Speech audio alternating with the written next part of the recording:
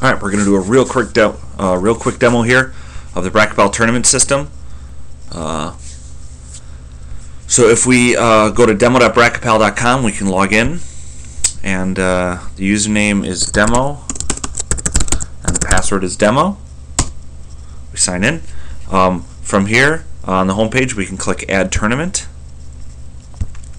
and we'll put for a tournament name, we'll call it our test tournament. We're going to set it for this Saturday. I've already had some sample example registrations loaded in for a registration for online registration form for that weekend, for that day. And then for the description here, we'll say our test, or we'll say check-in at 8 a.m. Great. Click Save, and now we've got our new tournament. From here, we will click on Registration and Check-in, and this is where we will load in our teams. So if we click Load Teams from Online Registration, it'll say, it'll ask us which registration form do we want to load the teams from, and we want to load it from the Awesome Volleyball Series, Saturday, February 11th. Click Continue, and it'll give us a list of all the teams and whether their current payment status. And if we want to, we can either choose to manually assign teams to a division, which we haven't set any up, or we can just do auto add, which in this case that's the simplest. So auto add all paid and reserved teams. Are you sure you want to do this? Yes. Auto add all teams, and there it goes. It loaded. Whoop. It's loaded in all the teams from online registration.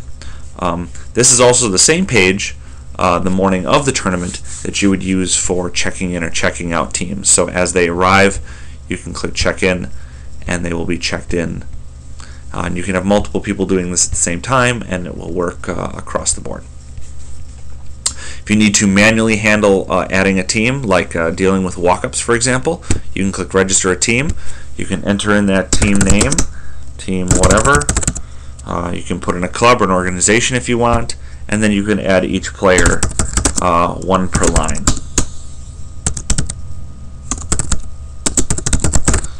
And that'll add each player to that tournament. But we're going to go ahead and delete them. Delete this fake tournament, or this fake team that I added. Click on the team name, you click delete, and that deletes them. The check-in check-out status doesn't affect anything as far as functionality wise, so that you don't have to use this check-in system. This is purely informative for you. It kind of replaces using a sheet of paper and like a highlighter or a pen to check off names. So now we're going to go back to main tournament, and you'll see it's set up our one division here. We only had one division in this online registration for girls 12U, but we could have done any number of divisions. From here, we want to set up the seeds. So if we hover over 12U, you'll see it says change initial seeds, and right now everybody comes in as zeros, and we can either do a randomize, where you just click randomize seeds and all the seeds get randomized, or we can do a little drag and drop interface and juggle teams around by dragging and dropping. The top is, the teams at the top will be the highest seed, the teams at the bottom will be the lowest seed. Or it's reversed. So the teams at the top will be like seed number 1, seed number 2, seed number 3, all the way down to seed 20, 21, 22, so on. So we click save. That reorders based on what we had, and we click save one more time, and that will actually assign the seeds. From here, we can create the pool groups, or rather, we can create the pools within each group. So if we do create pool group, it's going to ask how many seeds do we want to do, 1 to 21, because we have 21 teams in this division. Go to next step, and then we assign a name of the pool group. If this was a multi-day event, you might call this round 1. If this was a single day event where it's just one round of pool play followed by playoffs, then it's totally fine to just call it pools. We can assign a start time if we want. We said check-ins at 8, so we'll say we'll start at 9.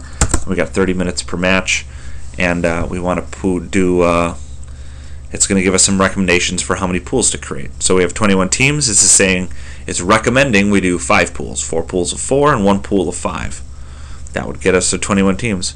Or we could go, we could go something crazy like 7 pools of 3.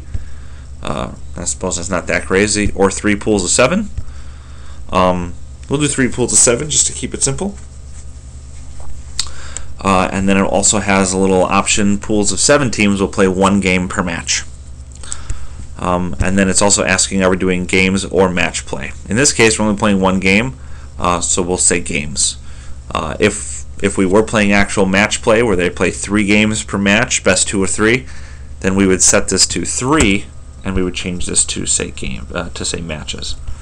But since we're only doing 1, we can just do games. We can also assign courts, so we're going to say that these 3 courts, or these 3 pools, are going to be on courts 1, 2, and 3, since it's 3 pools, and we're going to create the pool group.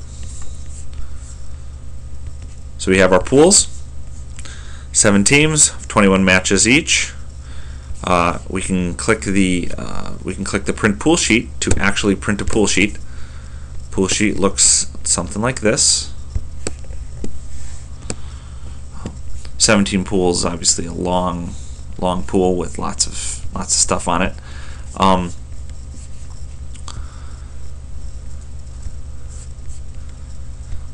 it has the full match schedule and all that. If we click on the little magnifying glass next to each team,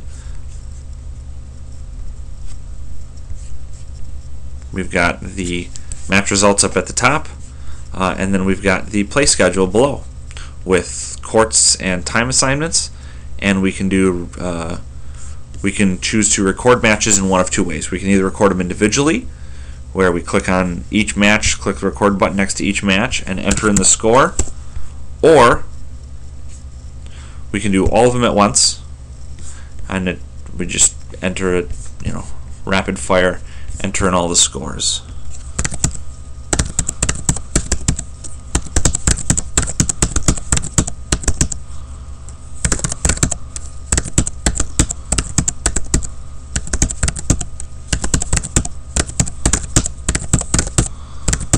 A lot of matches here, so I'm just entering these quick.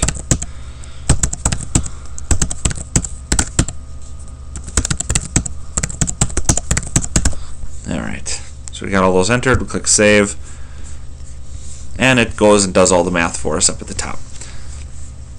So see, it breaks it down by set wins and loss percent, set win percentage, as well as point differential percentage.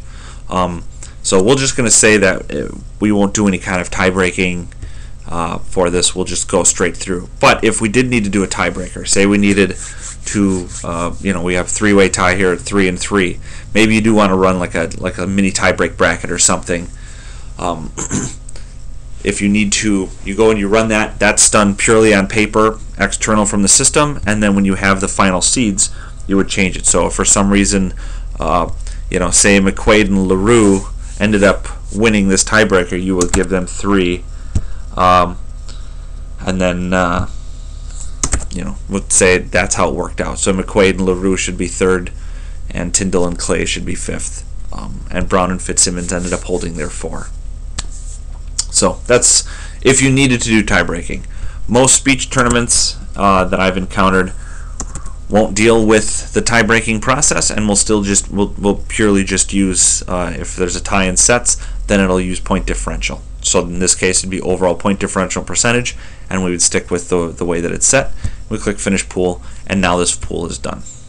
If we go back to tournament, then you'll see this pool has now been marked green, and the remaining are marked in red. We can also create the playoff brackets ahead of time, so I'll go ahead and do that right away.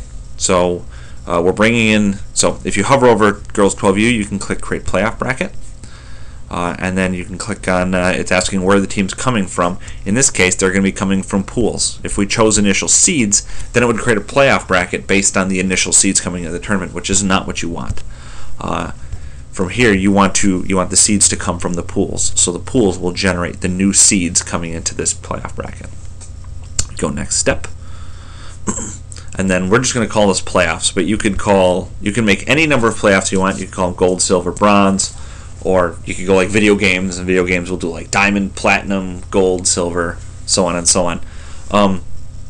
For bracket type, you can do single elim, double elimination, standard double elimination, or you can do double elimination with Olympic crossover. Beach volleyball tournaments obviously tend to do double elimination with Olympic crossover for the open level tournaments. We will do single elimination because that tends to go with, if you're going to do pool play, then you'll do single elimination playoffs. That's a very, very common paradigm. And let's say we also, so we've got 3 pools of 7. Let's say we only want to take the top, let's say we only want to take the overall top 8 teams. That's a little unforgiving for a tournament of this size, but that's what we're going to do. So we're going to take seeds 1 through 8, and what that means is it's going to take the top 8 teams by performance. That's what this option is. If we set this to purely on performance, it's going to look at the top 8 teams, and in this situation, the best team, the top 3 teams are going to be all the first place teams in the pool. All the second place teams, the seeds 4, 5, and 6, will be all of the second place teams in the tournament, and then this is where it's going to be using the wild card determination. So we're taking 8 teams out of 3 pools. That means we're only going to be taking 2 third place teams. And if we're only taking 2 third place teams, we need the determination method of that. So in this case, we choose purely on performance, and this will choose to bring only the best 2 third place teams based on their record. So that's that. We can also choose if we want to play off 3rd or if we want to play off 5th. It will do that, and you can do more court assignments. We're just going to put this on 2 courts. Put it on 2 courts. We're going to say 8 a.m. No, we'll say the playoffs are going to start at 3 p.m. And we're going to say 30 minutes a match. And that's it. Then we'll create the playoffs. So we have our playoffs here, starting at 3 p.m. Wonder how good my estimation is. So the pool was slated to end at 6. Oh, that's because I only had it for. Oh no, that's just really long. Well, that's fine. So we're going to go ahead and finish the rest of the pools. So let's begin finishing pool. And we don't need to enter in the results, but in order to have a pool finish, you absolutely have to click that begin finishing pool and then finish the pool. But you don't actually have to enter in any scores if you really don't want to go down that route. Begin finishing pool, finish pool. There we go. Alright, so it created our playoff bracket. You'll notice this looks a little bit different. The pools are still here. They're just hidden because they're finished. And the playoffs are listed here, and it says not ready. This allows you a chance to look over the playoffs before they are formally published. So it says right here, not published. Please review the bracket and click publish button to make visible. So if we click on the playoffs, you'll see it shows the playoff bracket that it generated for us. With courts and times and match assignments. It doesn't automatically do reffing assignments. That's something that you can do by clicking the little edit icon, and then you can assign an officiating team or stick with previous loser. You can also do autofill, which will autofill every match to say previous loser, and then you only have to change the first couple of matches, and everything else will be previous loser. Finally, once the playoff bracket is ready up to your standards, you can click publish, and now this playoff bracket is open and ready for the public to view. You can also print the bracket if you want to print it off and put it on a clipboard or something. Yeah, so we've got our playoff here, and then recording results. I'll just head back here just so you can see this. So if we head back to the tournament, it's going to ask us if we want to print it. We're not going to print right now. The fact that it's highlighted in red indicates that it's an unfinished playoff bracket, but we can always go in and view it. And recording the winners is just a matter of choosing the winning team. You can also optionally choose to enter scores if you feel so inclined. But entering the scores is a purely optional. Entering the scores is a purely optional, purely aesthetic thing. It doesn't. The scores don't actually do anything. So you could just choose a winner and click save, and it'll advance the team, and it just won't have any scores there. So that's totally up to you. If you are a completionist for data, That's what you would do. So we'll go ahead and finish this off. And there we go. And so our playoff bracket is done. You can see it's marked in green. Once everything is done in a division, then it asks you for it prompts you and says you should probably click the Finish Division button. So click Finish Division. It'll go in here and it'll give you a list of all the teams and how they did. You'll see it only took these couple of teams to playoffs. It didn't take these. And then it'll give them a place and a bracket and a place. If they didn't go to any playoffs at all, then it doesn't give them a place at all. It just says did not place. Additionally, you have the option of assigning if someone received bids. So if this is say this is a qualifier of some sort and you're giving the top 2 teams a bid, then you can do that. Or if you do some kind of trickle down and you knew that McCoy and Lloyd already had a bid, then you could trickle it down. Maybe maybe these 2 teams had to play it off to decide who gets it. We're going to end up giving the bid to Young and Swenson. So that's it. We got that done. We click Save or click Finish, and now our tournament is done. You can see it's got the results. The history of results is if you click Toggle Details, that will show the full tournament as it's hashed out. There's also, for when you're working on the tournament, when the tournament is live, there's a court grid which will show matches and the status of those matches. So these are all marked in red because I didn't fill in any scores for them. And you can see there's some duplicates here where we kind of messed up the schedule, where I said the playoffs start at 3, but there were still matches going on. So you would, when you do this view grid, you would see that there would be conflicts. In this situation, I just skipped over them and I didn't care. There's also a replay report, which shows if any teams played each other at all. In this case, we didn't have any teams replay each other. You also have the option, which is I find personally very handy, to automatically generate a short link and a QR code. So we could call this, we'll just call this demo turn, and then click Save and Print. And this will generate a little printable report for us.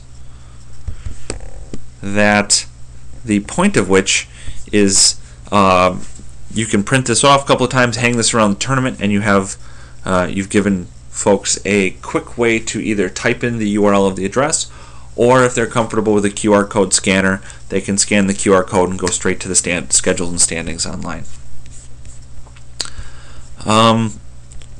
Beyond that, the last step in most tournaments is to export the results so that you have something to import into something. So in this case, we did click Download Results, and this opened it up. This is going to open it up in a CSV viewer, and we can see the results of the CSV here.